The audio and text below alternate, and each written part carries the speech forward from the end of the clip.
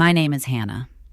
One afternoon, my own father slammed eviction papers on the table and told me I had 30 days to get out of the house I'd been living in for years. What he didn't know changed everything. If you've faced family crossing a line like this, share your story in the comments. The laptop was open on the dining table, a spreadsheet half filled with numbers that didn't need my attention yet. A stack of envelopes sat to the left, already sorted, utility bills on top, credit card statement under that. The house was doing what it always did in the afternoon. Nothing dramatic, just existing while work emails rolled in. The front door opened without warning. Robert didn't take off his jacket. He walked straight to the table and dropped a thick packet of papers hard enough that my coffee shifted. "You're out," he said. The words landed before the paper did. He stood there, jaw tight, hands planted on the table like he was bracing for impact. I looked down. The top page said, "Notice to vacate, 30 days. Bold letters, formal tone." "You can't just throw that at me," I said. "This house is family property," he replied. "The lawyer already handled it. You've had plenty of time."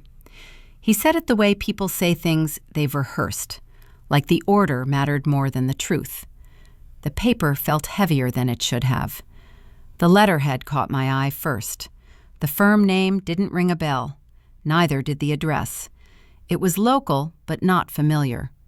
The signature block looked rushed, like someone copied it from somewhere else. "That's not our attorney," I said. Robert didn't answer. He pulled out his phone and hit a number, turning the screen slightly so I could see it. "I set the deadline," he said into the phone. "She knows. Yeah, 30 days. The call didn't connect. A recorded voice cut in, cheerful and flat at the same time. "You have reached the office after business hours." Robert stared at the phone for a second longer than necessary, then ended the call. On the table, half covered by the eviction notice, was another envelope. The corner was bent. County seal, property tax. It had already been opened. I knew it hadn't been by me. "That mail wasn't yours," I said. He waved it off.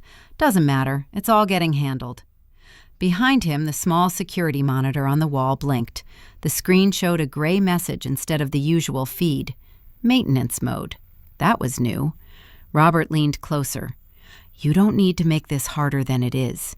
His phone buzzed again. This time, it wasn't a call. A system alert lit up the screen. Calendar reminder. Something about a document upload failing. He silenced it quickly, like it had spoken out of turn. "I'll be back to check progress," he said. "Pack what you need." The door closed behind him without a pause. The papers stayed where they were. The eviction notice slid slightly, revealing the tax envelope underneath. My phone buzzed on the table.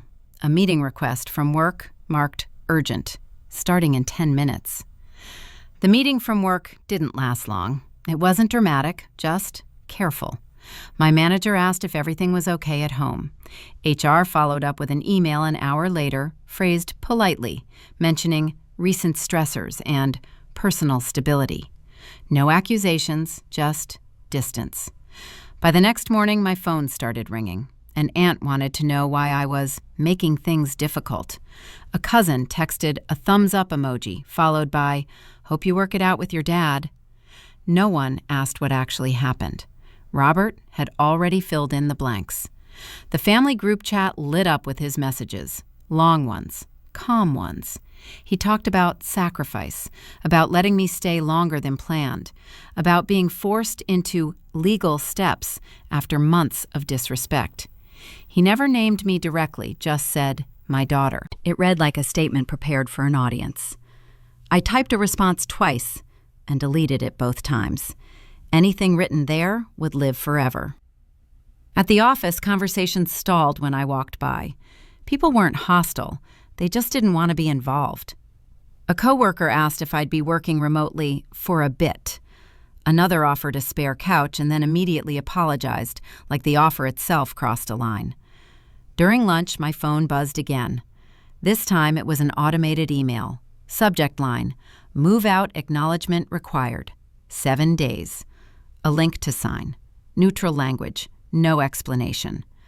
The sender was a property management service I'd never used. A calendar invite followed right after, already slotted into my schedule. Tenant compliance reminder. That one almost made me laugh. Almost. The cafe near the county courthouse was busy without being loud. Marisol chose a table near the wall, ordered before I sat down, and slid a coffee across like this was already routine.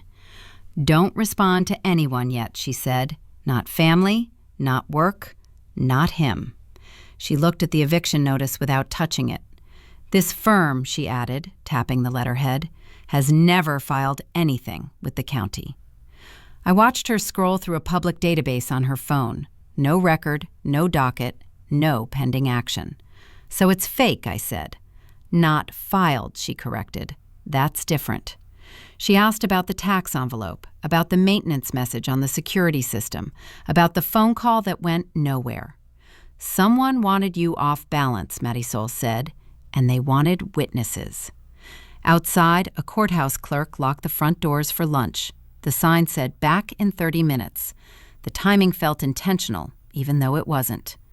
"Don't confront him," she said.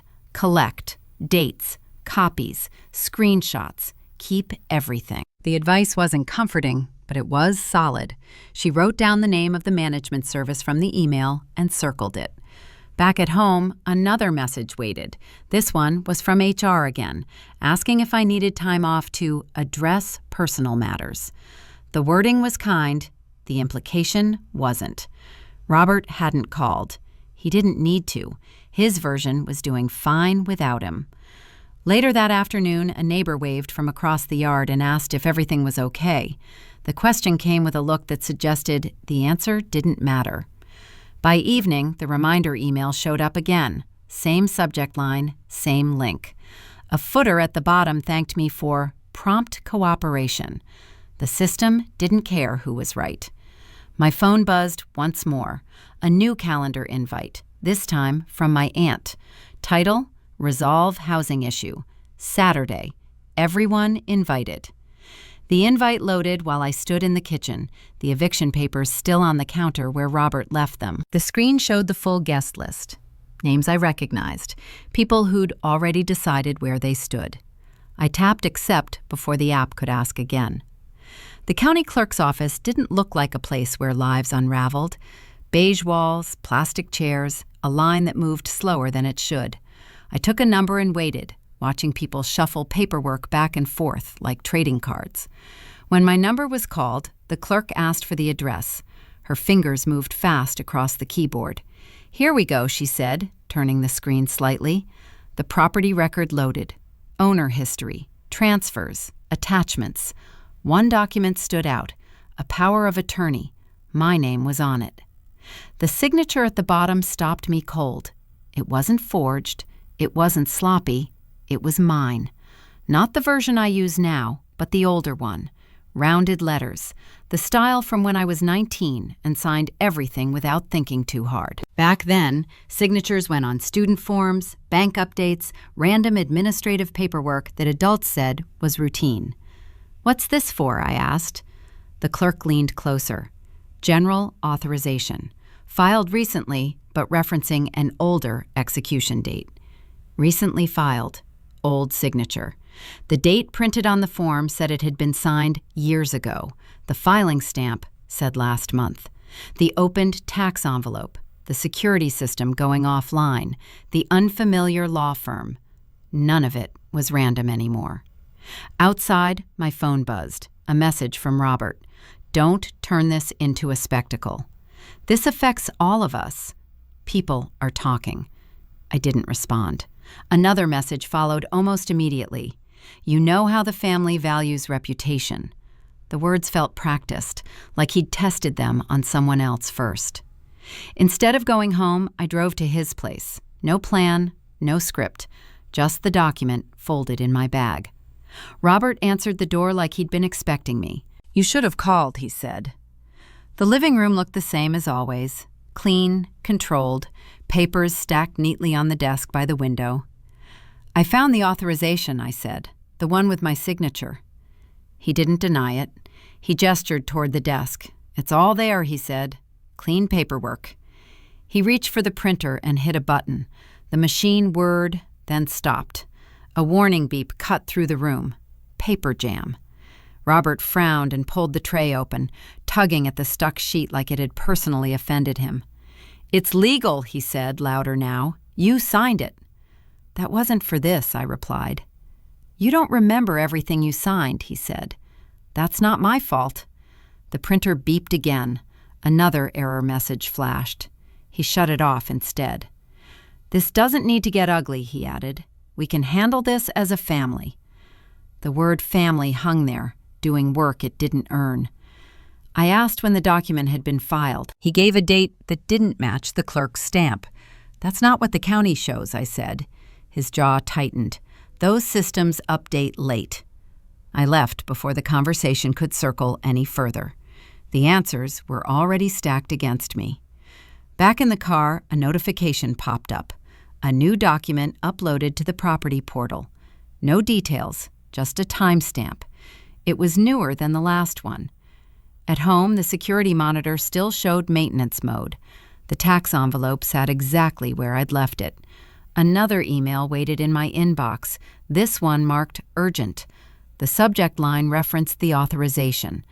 I opened the county portal again, refreshing until the page reloaded. The document list flickered.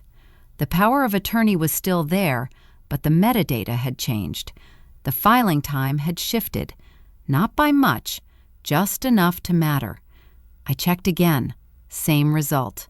Someone had touched the record after my visit. My phone buzzed once more. A message from Robert. "Let's not involve outsiders. This can still be resolved."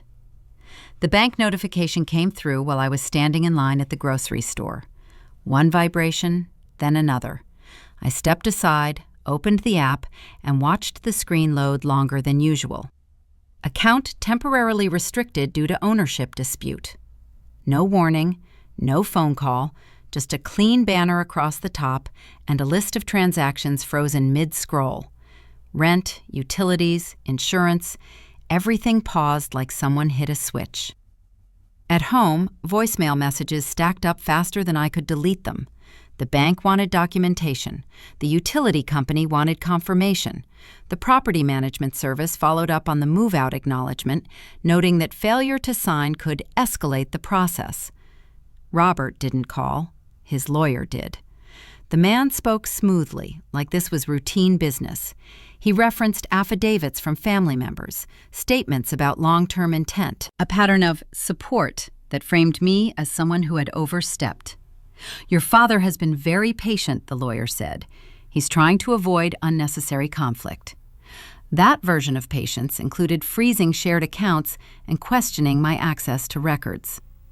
By midday, access to one of my cloud folders disappeared. The login still worked, but entire directories were gone. A message from IT followed soon after. "Due to ongoing legal matters, your access has been temporarily limited."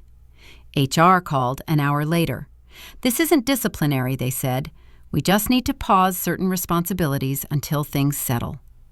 The word pause kept showing up everywhere, always paired with consequences. I forwarded everything to Marisol. She called back quickly, voice steady but tight. "He's building a narrative," she said, "and the authorization is the spine of it." The power of attorney wasn't a side document. It was the base layer. With it, Robert could justify opening mail, accessing portals, speaking on my behalf. Everything else branched off from that single page. "Can you stop it?" I asked. "Not yet," she said. Not directly. We met later that afternoon. No papers spread out this time, just phones, notes, and timestamps.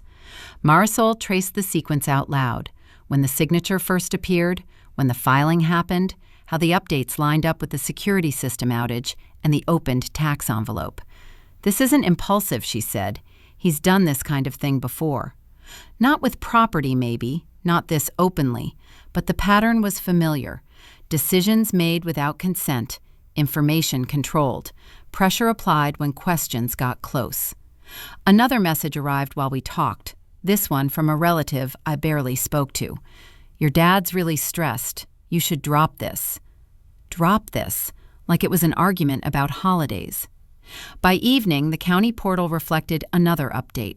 Additional supporting documents attached to the authorization, declarations, dates, names. The record was growing while my access shrank. Marisol leaned back in her chair.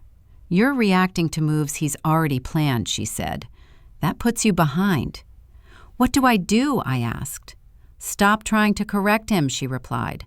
"Start thinking about where he needs to be wrong." The advice didn't fix anything yet. It just changed the angle. Back home, the house felt smaller. Not because of space, but because every system tied to it was contested. The eviction papers still sat on the counter. The calendar reminder for tenant compliance pinged again, polite as ever. Another email followed, this one from the Property Service. Failure to respond may result in further action. The language was neutral. The timing wasn't. Robert finally texted late that night. "I didn't want it to go this far." "You left me no choice." I stared at the message, then at the bank app still showing restricted access. The power of attorney document opened again on my phone, the signature sitting there like it always had. Marisol sent one last message before midnight. "Your defensive position is gone," she wrote. "If you wait, you lose more ground." The first bill I couldn't pay was the internet. It wasn't dramatic, just a notice that the automatic payment failed and service would be interrupted if the balance stayed unresolved. The message was polite, almost apologetic. It didn't care why the account was frozen or who caused it. At work, the pause became real. Access to another system was removed, this time without explanation. A project I'd been coordinating for months was reassigned in a short email that thanked me for my flexibility. No one said anything to my face. They didn't need to. The family meeting invite stayed on my calendar, untouched. New messages came in instead. Not angry, not supportive, just careful. "Your dad's not doing well. This is tearing everyone apart. You know how he gets." The phrasing was familiar. It placed responsibility without naming it. Marisol called late that evening and didn't start with advice. "Where are you right now?" she asked. "At home." "Okay," she said, "then we can talk." The quiet that followed wasn't empty. It was full of things I hadn't said out loud yet. Believing silence was maturity had felt reasonable for a long time. Letting things pass, not escalating, not correcting small misstatements because they seemed harmless. That habit didn't come from nowhere. It was learned. So was signing paperwork without reading every line. Family handled things. Adults explained later. Questions made situations tense. Tension was something to avoid.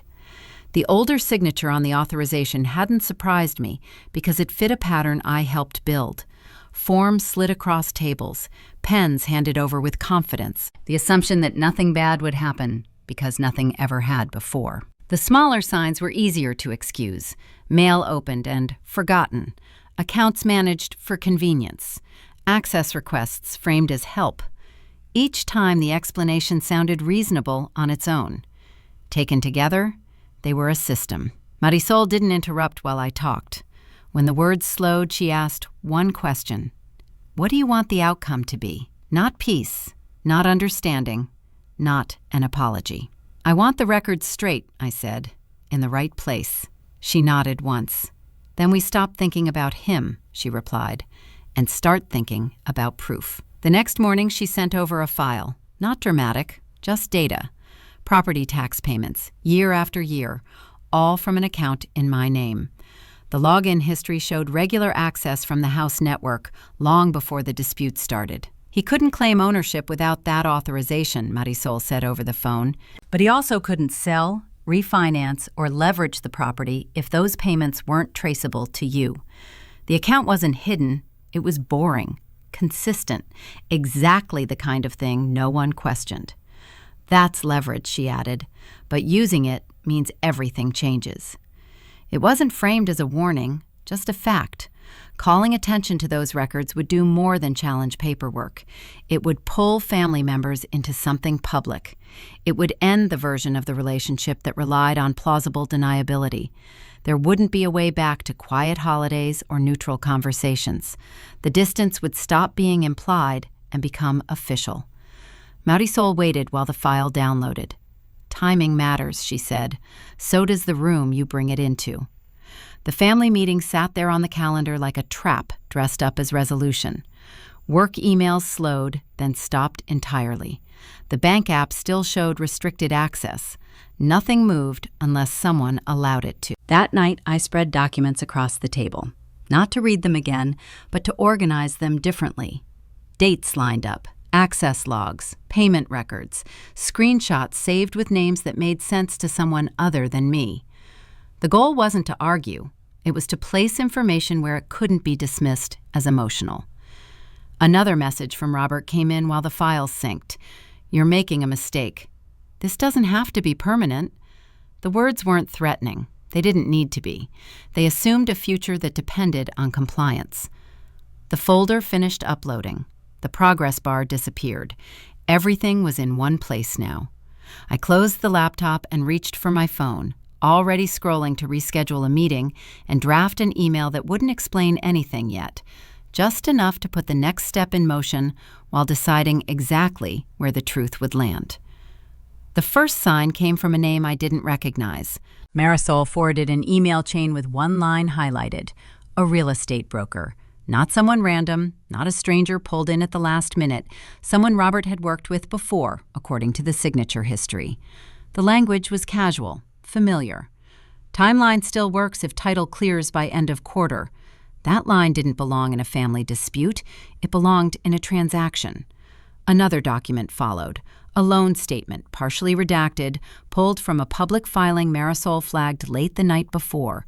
It showed an outstanding balance that didn't match anything I knew about. The amount wasn't small. It explained the urgency. It explained why patience ran out. Robert hadn't been trying to control me. Control was just the method. The goal was to move the house. The pieces lined up faster once that clicked. The unfamiliar law firm wasn't random. It handled distressed sales. The pressure to vacate wasn't about space. It was about clearing title. The power of attorney gave him reach. The opened mail gave him timing. The security system outage gave him access. The student-era signature hadn't been an accident. It was the starting point. Marisol called mid-morning. "This goes back years," she said. "He's been positioning himself for a while." Not alone. The broker's name showed up again in a separate filing. The same attorney appeared on two unrelated documents. Each piece on its own looked normal. Together, they formed a pipeline. By noon, Robert escalated. A process server showed up at the door. Calm, professional, papers held out like menus. Counterclaim, allegation of misuse of property rights, accusation that I'd blocked a legitimate sale and caused financial harm. The language flipped the story cleanly. I wasn't the daughter being pushed out anymore. I was the obstacle. The filing cited the authorization repeatedly. It framed my access to accounts as overreach. It questioned my intent. It used family statements to support the narrative. Another message came through from work within the hour. Due to ongoing litigation, your suspension is extended pending review. No explanation beyond that. Marisol reviewed the counterclaim quickly. He's betting on speed, she said, and volume. One of the files we planned to use as leverage didn't load properly when she tried to authenticate it. The timestamp confirmation failed. The system flagged it as unverifiable. "That can't be right," I said. "It happens," she replied, "and it matters." Without independent verification, the copy lost weight. It wasn't gone, but it wasn't solid enough to stand on its own. Robert's attorney called later that afternoon. "This doesn't need to go further," he said. "There's still a path to resolution." The resolution offered involved signing a settlement that acknowledged Robert's authority to proceed with the sale, temporary relocation assistance, a promise to revisit matters later. The house would be gone long before later arrived. Marisol shook her head when she read it. "They're trying to close before anyone looks too hard," she said. Another update hit the county portal before sunset. A notice of intent attached to the property record. The broker's name appeared again. The maintenance message on the security system cleared without explanation. The feed returned like nothing had happened. That timing wasn't subtle. Robert texted once that evening. You don't understand what you're risking. This affects more than you." He was right about that part. The counterclaims spread quickly. Family members stopped asking questions and started sending advice. Some urged compromise. Others warned about consequences. No one mentioned the sale. By nightfall, it was clear who had momentum. He had professionals. He had paperwork. He had time pressure working in his favor. Marisol laid everything out across her screen. "This isn't about proving intent anymore," she said. "It's about stopping execution." The leverage we thought we had was thinner than expected. One file down shifted the balance. The sale timeline moved closer. The narrative hardened. There was no satisfaction in understanding how it worked, just clarity. Robert wasn't improvising. He was following a plan that required speed and silence. Every delay threatened it. Every question slowed it down. My phone buzzed again. Another update, another attachment, another step forward on his side. The conference room wasn't large. A table, 6 chairs, a screen mounted on the wall. No windows. Neutral space, which was the point. No family home advantage. No audience Robert could control. He arrived with his attorney and the broker, calm, confident, like this was already decided. Marisol nodded once and sat beside me without speaking. The county representative logged into the system and asked everyone to state their names for the record. Robert went first. His voice sounded steady, familiar. He didn't look at me. I didn't open with an explanation. The first file went up on the screen, property tax records, year by year, payment source highlighted. "These are the tax payments for the house," I said, "every year for the last 8. Robert leaned back. "That doesn't prove ownership," he said. "She lived there. Of course she helped." The attorney nodded and made a note. I didn't respond. The next document loaded. Account statements. Same name, same routing number, no gaps. "These payments came from my account," I said, "not a shared one." Robert shook his head slightly. "That doesn't change authority," he said. "The authorization covers management." The attorney raised a hand. "We object to relevance," he said. "Payment history doesn't override legal control." The county rep noted the objection and let the file stay on the screen. I clicked to the next item. Access logs, dates and times, IP addresses. A short list, but consistent. "These show when the property records were accessed and modified," I said. "The edits line up with the security system outage and the opened tax mail." The attorney leaned forward. "We object to the authenticity of these logs," he said. "There's no verified timestamp." Robert finally looked at me. "You're reaching," he said. "This is unnecessary." Marisol slid a single page across the table toward the county rep. "Independent verification," she said. "Pulled this morning." The rep scanned it, then typed something into the system. The screen refreshed. A new line appeared under the access log. Verified by county system audit. Robert's attorney opened his mouth to speak again. The notification popped up before he could. Record locked pending investigation. It appeared in a small gray box in the corner of the screen. No sound, no drama, just a status update. The broker shifted in his chair. Robert stared at the screen like it might change back. The county rep cleared her throat. "With this lock in place," she said, "no sale, transfer, or modification can proceed." The attorney recovered first. "This is premature," he said. "We have standing." The rep shook her head. "The system disagrees," she replied. "Until the review is complete, all related filings are suspended." I didn't smile. There was nothing to smile about. Robert leaned forward. "This is a misunderstanding," he said. "She's overreacting." The rep turned to him. "Sir," she said, "your filings triggered this review." Silence followed. Not heavy, just final. The broker closed his folder and stood. "I'll need to inform my office," he said. Robert didn't stop him. The attorney gathered his papers slower this time, eyes flicking back to the screen as if checking for an exit. Marisol stayed still. The county rep saved the record and logged out. "You'll receive formal notice," she said. "Until then, this matter is frozen." Robert stood last. "This isn't over," he said. No one answered. The door opened, people filed out. The room emptied without ceremony. I stayed seated while Marisol collected the documents. The screen went dark as the system timed out. Outside, voices carried faintly from the hallway. Phones rang. Someone laughed at something unrelated. Marisol handed me my folder. "They can't move forward now," she said. "That's the shift." Robert passed by without stopping. The attorney followed. The broker didn't look back. The county rep handed over a printed receipt confirming the lock, the ink still warm. I folded it once and put it away as the hallway filled again, already moving on to the next appointment, while the door behind us closed and the process we'd been racing finally stopped. The house didn't feel different right away. The rooms were the same size. The walls hadn't moved. What changed was the traffic around it. People stopped calling Robert for updates. Family members who had been loud in the group chat went silent. A cousin sent a short message saying, "Didn't realize how serious this was." And nothing after that. No one asked me to smooth it over. The investigation moved forward without ceremony. Requests came from the county, then from a regulatory office I'd never dealt with before.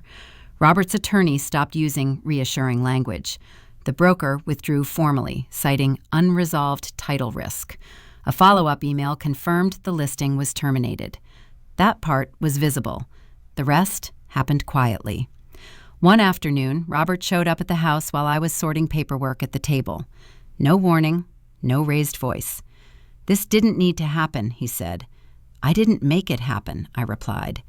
He stood there for a moment, like he was waiting for a different response. "I never meant to hurt you," he said. "I know," I said, "but you crossed a line." That was the extent of it. No arguing, no unpacking. He asked if we could talk later. I said no.